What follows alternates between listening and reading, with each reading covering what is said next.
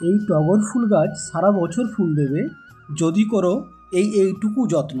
টগর ফুল গাছের যত্ন নিতে হলে কয়েকটি গুরুত্বপূর্ণ বিষয় মাথায় রাখতে হবে যাতে গাছ সবসময় সবুজ ও ফুলে ভরপুর থাকে। নমস্কার বন্ধুরা, গোলাপ গার্ডেন ইউটিউব চ্যানেলে আপনাদের সকলকে স্বাগতম।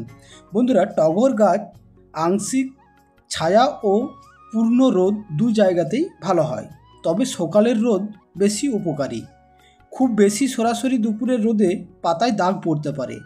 জল দেওয়া, মাটি সবসময় হালকা ভিজে রাখুন, তবে জল জমে থাকা চলবে না। গ্রীষ্মকালে সপ্তাহে 3 থেকে 4 বার জল দিন, শীতে কম দিন, বর্ষায় কম দিন। প্রতি মাসে NPK সুফলা সার 10-26-26 দিতে পারেন, অথবা ওয়াটার সলিউবল 19-19-19 এই সারগুলি দিন। ফুল ফোটার মৌসুমে অর্থাৎ বসন্ত ও বর্ষা ফসফরাস ও পটাশ সমৃদ্ধ সার বেশি উপকারী টগর গাছের জন্য। ছাঁটাই, ফুল ঝরে গেলে শুকনো ডাল ও পাতাগুলো কেটে দিন যাতে নতুন করে কুঁড়ি বের হয়। বছরে একবার হালকা আকারে গাছকে ছাঁটাই করলে গাছ ঝোপালো হয়।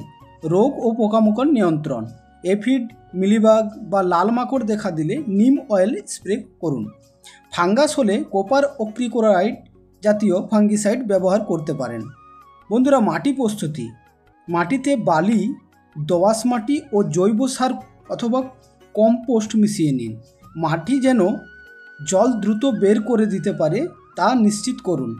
বন্ধুরা, আপনারা যখন টগর গাছ প্রতিস্থাপন করবেন অবশ্যই আপনারা 1:1:1 এই পরিমাণে আপনারা মাটিটা তৈরি করবেন। তার মানেটা হচ্ছে 1 ভাগ 1 বছরের পুরনো গোবর সার, 1 ভাগ কন্ট্রাকশনের যে প্লাস্টারের জন্য কাজ হয় সেই বালি, আর 1 ভাগ যেটা নেবেন সেটা হচ্ছে গার্ডেনের যে নর্মাল মাটিটা, সেই মাটিটা।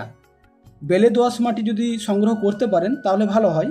সবাই তো আর বেলে দোআঁশ মাটি সংগ্রহ করতে পারবেন না, তাই আপনারা নর্মাল গার্ডেনের মাটিও দিতে পারেন। আর গোবর সার যারা সংগ্রহ করতে পারবেন না তার জায়গায় ভার্মি কম্পোস্টও আপনারা দিতে পারেন, তাতে কোনো প্রবলেম নেই। বন্ধুরা, এই উপকরণে আপনারা করুন, আপনাদের গাছ খুব ভালো হবে। তো বন্ধুরা, এই ছিল আজকের একটা ছোট্ট আপডেট। ভালো থাকবেন, সুস্থ থাকবেন, ধন্যবাদ।